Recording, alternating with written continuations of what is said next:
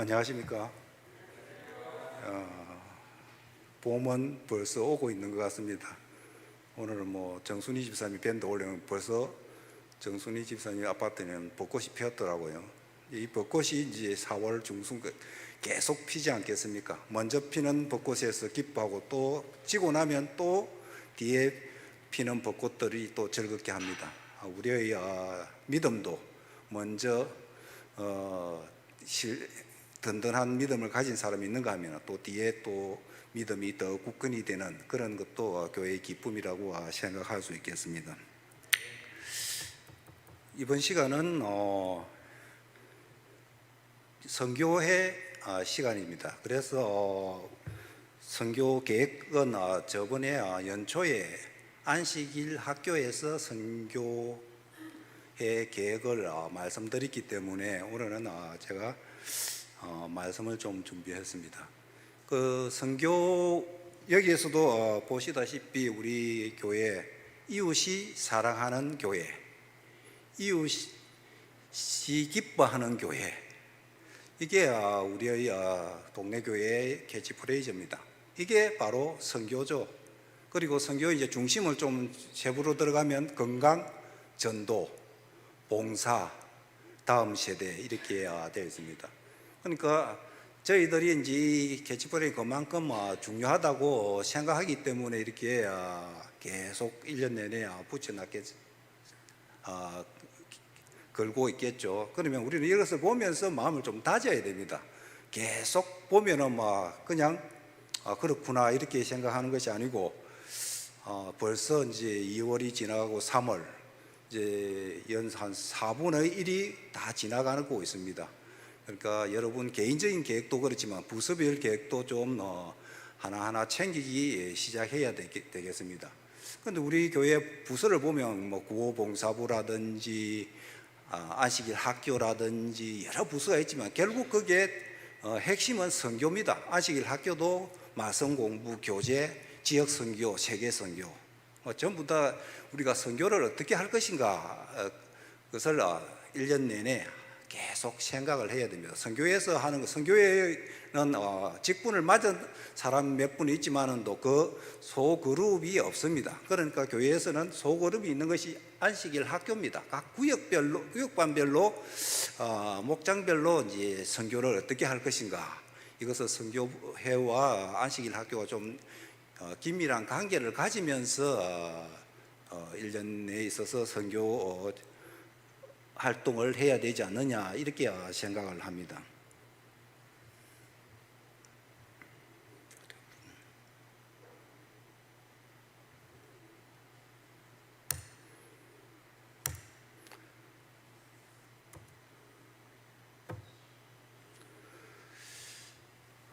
말씀 제목은 심판의 기준이 궁금하다 이렇게 뽑아봤습니다.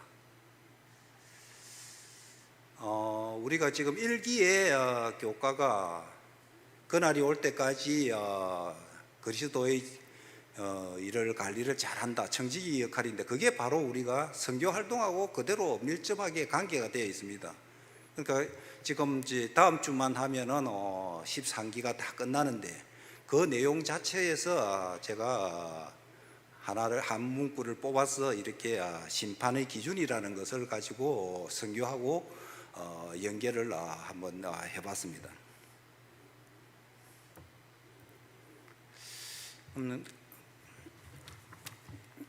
주제절로서 마태복음 25장 40절 다 같이 봉독하겠습니다. 시작.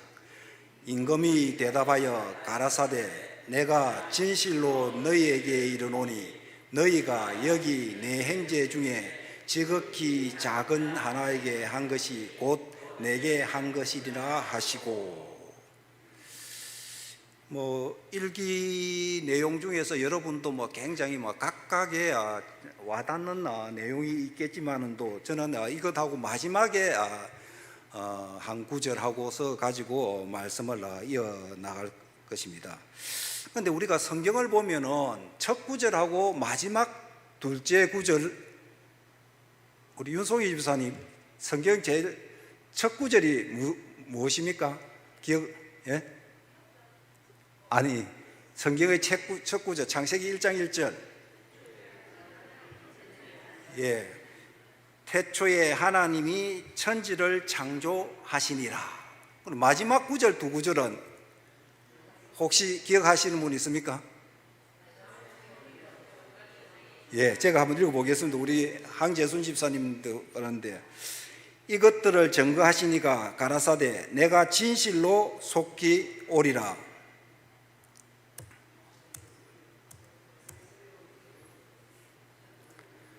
하시거늘 아멘. 주 예수여 오시옵소서. 주 예수의 은혜가 모든 자들에게 있을지어다. 아멘. 우리가 뭐 책을 쓰든지 책을 읽든지 보면은 제일 첫 구절이 굉장히 중요합니다. 책 쓰는 사람들이 첫 구절을 어떻게 쓸까 굉장히 고민을 많이 합니다. 왜 그렇겠습니까? 그 내용을 이 한 줄에 첫 구절에 다 함축하려고 하는 것이 있기 때문에 그렇습니다. 또 마지막 구절은 어떻겠습니까? 지금까지 한 것을 결론적으로 요약할 수 있는 것. 그러니까 성경에서 첫 구절 방금 태초에 하나님이 천지를 창조하시니라, 창세기 1장 1절과 계시록 22장 66절에서 67절, 이게 성경의 내용을 함축적으로 이야기하고 있는 거죠. 창조를 했는데 우리가 제된 세상이 안 되면 그대로 갔을 건데 예수님이 다시 오신다는 것은 뭡니까? 새 하늘과 새 땅을 다시 창조하신다. 그러니까 그 안에 얼마나 하나님의 인내가 얼마나 있겠습니까? 우리들의 이야기가 얼마나 많이 있겠습니까? 그래서 이것을 또 이제 제가 제 나름대로 이 세 구절을 한 줄로서 요약을 해봤습니다. 그게 제7일, 좀 생뚱맞습니다. 제7일 안식일 예수 재림입니다. 천지 창조는 6일간 했지만은도 가장 중요한 것은 뭡니까? 안식일을, 시간을, 복된 시간을 주고 거룩히 지켜라 하는, 이게 가장 중요한 겁니다.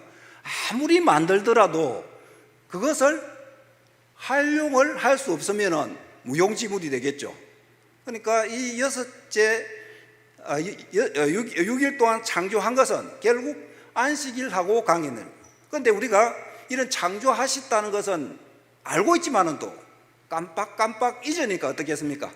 7일마다 안식일에 기억하게 자꾸 만들어준다는 거죠. 그래서 첫째 줄에서 제7일 안식일이라는 것을 저는 뽑아내고, 또 내가 속히 오리라, 이게 예수 재림 아닙니까? 그러니까 우리 교단의 제목 자체가 성경의 첫 구절과 마지막 구절을 함축적으로 이야기하고 있다. 저는 그렇게 생각을 합니다. 그럼 이렇게 보니까 우리는 어떻게 했습니까? 남은 자손이라고 우리가 굉장히 많이 이야기를 하는데, 이 남은 자손이라는 이야기를 할 때 여러분 심정은 어떻습니까? 저는 굉장히 부담스럽습니다. 왜? 제가 남은 자손으로서의 역할을, 행위를, 말을 하고 있는가 하는 데 대해서는 굉장히 저는 부정적이거든요. 그러니까 남은 자손이라는 것이 자부심이지만 부담으로 굉장히 다가옵니다. 우리는 한 백성으로서 하나님 앞에서 심령을 겸비하게 하고 제가 한번 읽어보겠습니다. 교회 정언 9권 25인데, 우리는 한 백성으로서 하나님 앞에서 심령을 겸비하게 하고 복음의 사명을 완수하는 일에 나태했던 우리의 죄를 용서받기 위하여 깊이 간구해야 할 필요성이 있다. 우리는 불과 몇 곳에만 큰 기관들을 세웠을 뿐이며 많은 중요한 도시들은 손도 대지 않은 채 버려두고 있다. 지금 우리는 우리에게 위탁된 사업을 맡아 인류가 당면하게 될 위기의식을 깨우치는 기별을 선포해야 한다. 만일 모든 제7일 안식일 예수 재림 교인들이 각자에게 맡겨진 사업을 수행하였다면 신자들의 수는 현재보다 훨씬 더 많아졌을 것이다. 남은 자손으로서의 우리가 해결을 해야 된다 하는 것을 교회 정언에서 말씀을 하고 있습니다. 그러면 남은 자손으로서 어떻게 해야 되느냐? 남은 자손이다 하면 말만 할 것이 남은 자손은 어떻게 해야 될 것인가를 우리가 질문을 스스로 해야 됩니다. 용이 여자에게 분노하여 돌아가서 그 여자의 남은 자손 곧 하나님의 계명을 지키며 예수의 증거를 가진 자들로서 더불어 싸우려고 바다 모래에 섰더라.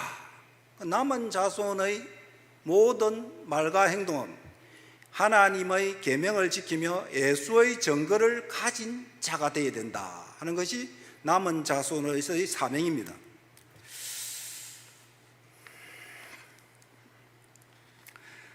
남은 자손으로서 살아가고 있는가 하는 질문에 대한 예스라는 대답을 할 수 있는가? 저는 자신이 없습니다. 하나님의 계명을 지키며 예수의 증거를 가진 자가 되어야 된다고 말씀을 하고 있지만은도 과연 제가 그렇게 하고 있는가? 굉장히 의문스럽습니다. 이것은 예수님이 재림하실 때 함께 할 수 있는 자격은 바로 심판의 기준과 밀접한 관계가 있지 않을까? 남은 자손이 예수의 증거를 가지고 계명을 지키면 그러면 어떻게 되겠습니까? 새하늘 새 땅으로 예수님과 함께 들어갈 수 있다는 것이죠.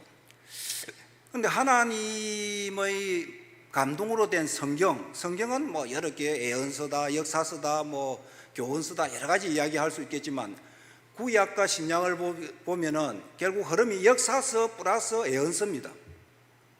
왜 역사서가 먼저 나와 있을까요? 우리가 이제 예언은 예측이죠. 이제 예언이고 우리가 일상생활에 있어서도 기업을 경영한다든지 국가를 경영할 때 국가의 경제 성장률이 얼마만큼 될 것인가 이런 것도 예측을 하는 경제연구소에서 예측을 합니다. 그리고 기업에서도 내년에 매출액 증가율이 얼마나 될까 예측을 한다는 거. 그 예측을 주로 어떻게 하냐 하면은 통계학에서 추세 분석이나 회계 분석을 해요. 과거의 데이터를 가지고 과거의 데이터가 이랬으니까 5년 후는 10년 후는 이렇게 될 것이다. 이렇게 예측을 하는 겁니다. 그러나 그 예측은 미안하게도 석학들이 예측하지만 잘 안 맞습니다. 왜 잘 안 맞겠습니까? 과거의 상황하고 미래의 상황이 다르다는 거죠. 그러니까 과거의 상황에서 도출된 정보를 가지고 상황이 다른 정보를 대입을 시킬 수 없으니까 틀릴 수밖에 없습니다. 그래서 예측이 틀리다고 해서 뭐 KDI나 아니면 IBRD 은행에 연구하는 분들한테 잘못됐다 그렇게 비난을 하지 않습니다. 왜냐하면 당연히 틀리는 것이 당연하기 때문에 그렇습니다. 그러나 우리 성경 말씀에 있어서 그러면 과거를 가지고 지금 예언을 할 때 이렇게 될 것이다 할 때 틀리면 안 되겠죠. 근데 틀릴 수가 없다. 왜 그렇겠습니까? 그 과거의 역사는 사람들의 이야기입니다. 성경에서 사람들의 이야기인데 그 사람들의 이야기가 또 사람의 미래가 어떻게 되는가 예측하기 때문에 사람의 마음과 행동은 예전보다 가면 갈수록 어떻겠습니까? 더 경제 발전과 따라서 품성이 더 좋아지겠습니까? 더 좋아지지 않습니다. 더 악해집니다. 저는 그렇게 이야기합니다. AI라든지 이렇게 4차 산업혁명이 일어나면 더 잘 살게 되는데 더 잘 살게 되면 모두가 다 잘 살게 될까요? 양극화가 더 심해집니다. 그런 기술이나 정보를 가진 사람이 더 부자가 되고 그렇지 못한 사람은 못 살게 된다는 거죠. 예전에 농경사에서는 부자든 아니든 별 차이가 없습니다. 자연의 영향을 받아가지고 소출이 많이 나고 적게 나고 하기 때문에 별 차이가 없는데 문명이 발전할수록 더 양극화가 일어난다는 거예요. 그럼 세상이 어떻게 되겠습니까? 못 가진 사람이 반동이 일어날 수도 있고 이러니까 세상이 더 악해져 간다는 거예요. 우리가 신문지상을 보는 것이 계속 악해져 간다는 거예요. 그러니까 성경에 있어서의 이 역사서 역사에 일어난 그 상을 가지고 미래를 보면 우리가 읽을 수 있다는, 왜? 하나도 안 틀린다는 것입니다. 근데 역사를 이야기하면 역사학자 중에 제일 대표적인 학자가 영국의 E.H. 카라는 역사가가 있습니다. 그 사람이 어떻게 하면 역사란 과거와 현재의 대하다. 그러니까 과거의 이야기가 미래하고 연결이 되어 있다는 거죠. 그리고 우리 신채호 선생 같은 경우에는 역사를 잊은 민족에게는 뭐가 없다고요? 미래가 없다. 신채호 선생님이 했다고 하는데 여기에 대해서도 말이 많습니다. 처칠계이 했다는 이야기도 있고 하는데 누가 했든 간에 이 말씀, 역사를 잊은 민족에게는 미래가 없다. 이것을 우리가 성경적으로 해석하면 어떻겠습니까? 역사에 일어난 교훈을 깨닫지 못하면, 깨닫고 해결하지 못하면 우리는 새 하늘과 새 땅이 우리한테 주어지지 않는다는 것입니다.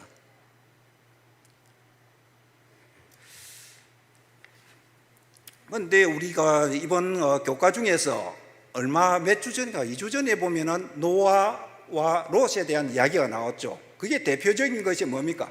예수님이 왜 재림할 것인가에 대한 이야기를 거기서 하고 있는 것입니다. 노아의 홍수는 왜 일어납니까? 세상이 악할대로 악화되니까 배를 지어서 다 구제를 하겠다. 그럼 그 순종한 사람은 어떻게 했습니까? 살아나는 것이죠. 새로운 땅에서 살 수 있는데 그것을 순종하지 않는 사람은 그런 기회가 없다는 것입니다. 그러니까 순종을, 아까 예수의 계명을 지켜 순종하는 사람이 바로 새하늘 새 땅에 들어갈 수 있다는 것을 노아의 홍수 사건을 가지고 이야기를 하고 있는 것입니다. 그 자체가. 그럼 과거에서 미래의 것을 우리가 볼 수 있다는 거죠. 또 롯은 어떻습니까? 많은 것을 버리고 나와라 했답니다. 버리고 나온 사람은 어떻게 했습니까? 살 수 있다는 겁니다. 그러니까 우리가 남은 자손으로서 살아가는 것을 어떻게 살 것인가는 어디서 봐야 된다는 겁니까? 역사에서 읽어야 된다는 겁니다. 우리가 보통 그것을 읽을 때 왜 그랬을까? 왜 그랬을까? 당장 우리가 그런 상황에 처했을 때 우리가 어떤 행동을 할 것인가 한번 체크를 하는 것이 성경을 읽으면서 우리가 깨달아야 되는 것입니다. 지식이 많은 것이 중요한 것이 아니고 그것을 나에게 적용시키지 않으면 지식은 무용지물이 되는 것입니다. 그래서 우리가 이러한 역사 속에서 구약에서 신약으로 넘어갈 때 구약이 그만큼 중요하다. 왜? 역사 이야기이기 때문에 거기에서 우리가 어떻게 가야 될 것인가를 알 수 있기 때문에 그렇습니다.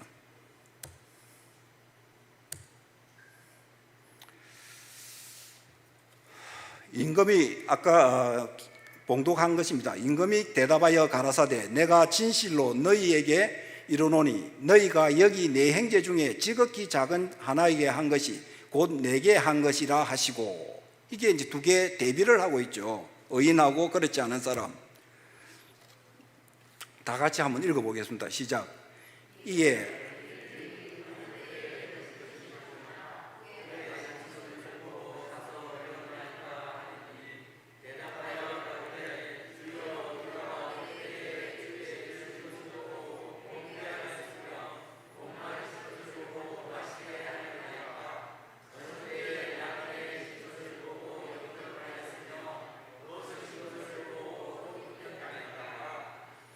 아멘. 마태복음 25장 37절에서 39절 말씀을 보고 여러분은 어떻게 생각하십니까? 이분들이 굉장히 특별한 분이다. 저는 그렇게 생각합니다. 예수님, 너가 착하고 충성 칭찬을 하는데 나는 우리는 아니요 이렇게 이야기를 하는 겁니다. 내가 그렇게 한 적이 없다 이렇게 이야기를 하는 겁니다. 보통 우리는 어떻습니까? 내가 한 것을 알아주지 못하면 너무 서운해가지고 슬퍼하는데 예수님이 칭찬을 하는데도 아니요 하는 겁니다. 왜 아니요 하겠습니까? 이 사람들이 칭찬을 받고 구원을 받기 위해서 이런 행동을 안 했기 때문에 그런 겁니다. 무의식적으로 예수의 증거를 가진 자로서 그냥 했기 때문에 아니요 하는 겁니다. 그런데 우리는 어떻습니까? 나를 포함해서 조금 교회에서 헌신하면 그것을 남이 좀 알아줬으면 하는 게 보통 사람들의 생각입니다.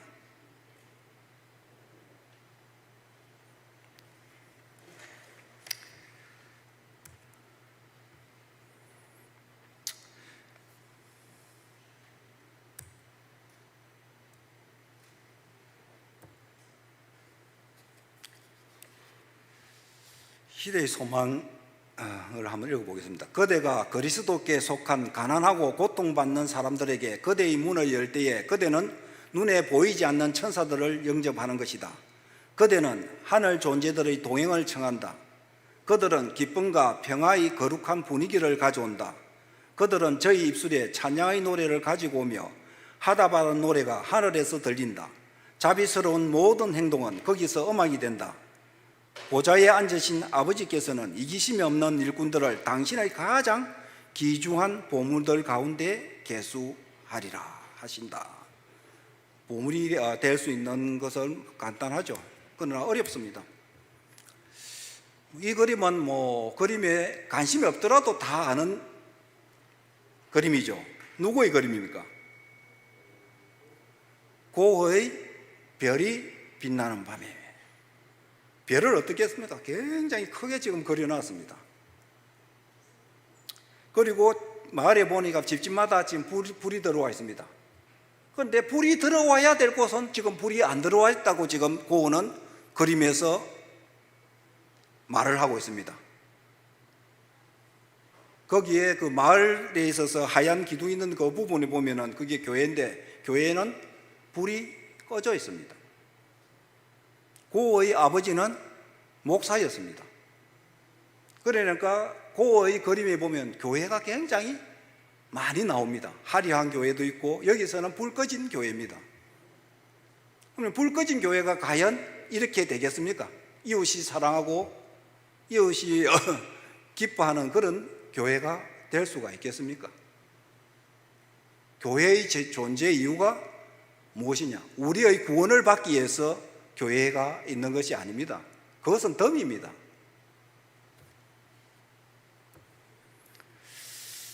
교회 정언을 한번 읽어보겠습니다. 가난한 자, 압제받는 자, 고통당하는 자, 빈곤한 자를 주위에 모으는 일은 이 시대를 위한 진리를 믿는 모든 교회가 벌써 오래전부터 마땅히 하고 있어야 할 사업이다. 우리는 인간의 깊은 불행에까지 내려가서 스스로의 힘으로 헤어나올 수 없는 자들을 도와주기 위하여 은혜와 힘을 매일 하나님께로부터 얻어서 물질적 필요를 공급해주며 배고픈 자들을 먹이고 버림받은 가난한 자들을 우리의 집으로 인도해 드림으로써 사마리아인의 친절한 동정을 보여줘야 한다. 이런 일을 함으로써 우리는 십자가에 달리신 그리스도를 제시할 좋은 기회를 가지게 된다. 예수님을 증거하게 하는 것입니다.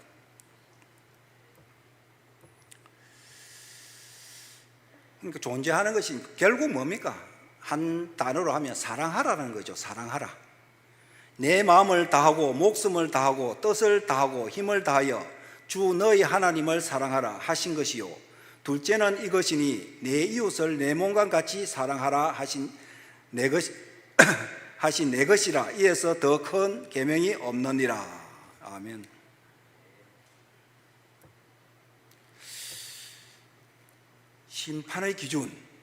심판의 기준이 뭐겠습니까? 황재순 집사님, 심판의 기준이 뭐겠습니까?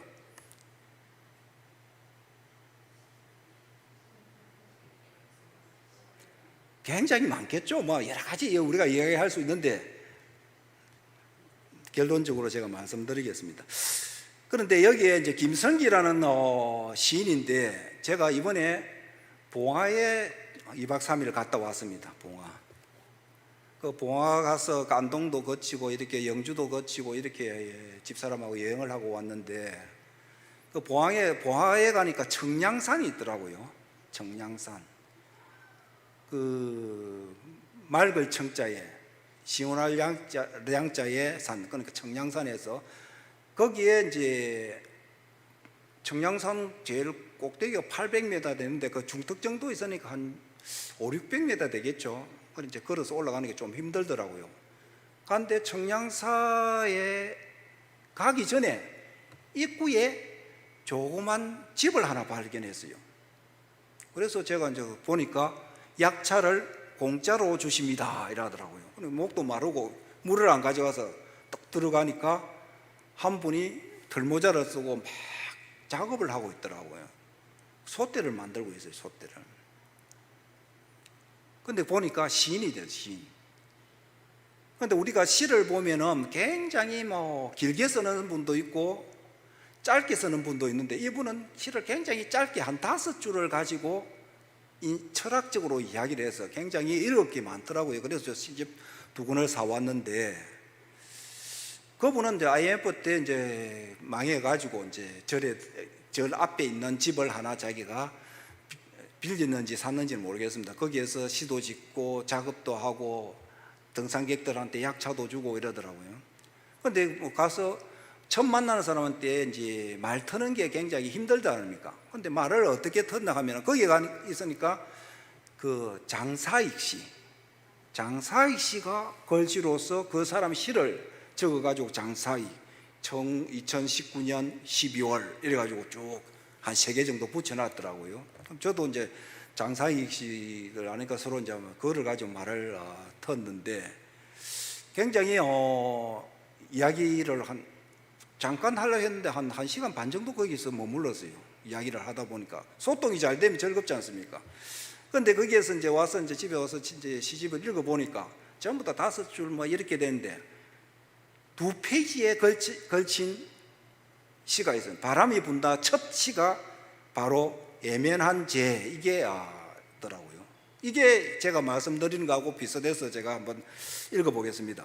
시나리오 작가 최고원 씨가 굶주려 죽고 투병 중인 아내 살해 후 김모 씨가 죽고 유리창 청소하다 추락해 김모 씨가 죽고 북에 두고 온 이상가족 상봉을 학수고대하던 박모 할아버지가 숨을 거두고 영하 10도의 한파에 폐지를 주어 연명하던 최모 씨가 죽었다. 그토록 일본으로 사죄를 받아내려 했던 이안부 할머니 박수기 님도 눈을 감았다. 낯익은 곳에서 낯선 곳에서 낯익은 일들이 우리를 가슴 아프게 합니다.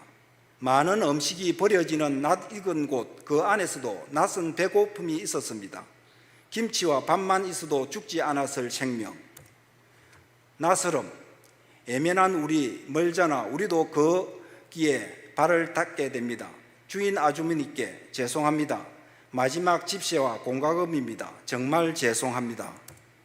유서가 마지막 편지입니다. 새 모녀가 생활고와 지병을 비관하며 하여 번개탄으로 세상과 이별하였습니다.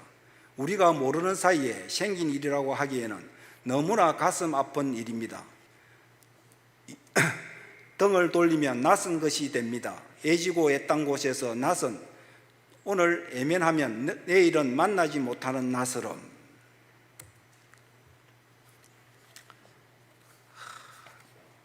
가슴이 먹먹하지 않습니까? 이런 것이 요즘 텔레비전이나 매스컴에 많이 나타납니다. 왜 그렇습니까? 잘 사는 사람은 엄청 잘 삽니다. 그런데 돈을 가진 사람은 가만히 앉아 있어도 돈이 자꾸 불어납니다. 그러나 노동하는 사람은 노동을 해야 돈이 생기는 겁니다. 그러니까 부격차가 굉장히 일어나니까 이분이 죄다, 애면한 죄다. 과연 우리는 애면한 죄를 에서 벗어나고 있습니까? 이렇게 질문을 해볼 수도 있겠죠. 마지막으로 결국 심판의 기준을 이번 교과 중에서 제가 우리 교과반원들한테는 이야기를 했지만 이게 굉장히 와닿았습니다. 그래서 심판의 기준이 무엇인가 이렇게 제목을 뽑았습니다. 인자가 자기 영광으로 모든 천사와 함께 올 때 자기 영광의 보좌에 앉으리니 모든 민족을 그 앞에 모으고 각각 분별하리라. 이와 같이 그리스도께서는 감난산 위에서 제자들에게 큰 심판의 날의 광경을 묘사하셨다. 그리고 그리스도께서는 그 판결이 한 가지 점에 의해 결정되는 것이라고 말씀하셨다. 민족들이 그리스도 앞에 모일 때에 두 부류로만 나누어질 것이며 그들의 영원한 운명은 그리스도를 위하여 가난하고 고통받는 자들을 도와주었느냐 또는 도와주지 않았느냐에 따라 결정될 것이다. 심판의 기준이 복잡하지 않습니다. 2023년도 올해엔 동네 교회의 모든 부서는 물론이고 한 사람 한 사람이 선교에 즐겁게 열정적으로 참여하는 착하고 충성된 종이 되기를 간절히 바랍니다. 예, 감사합니다.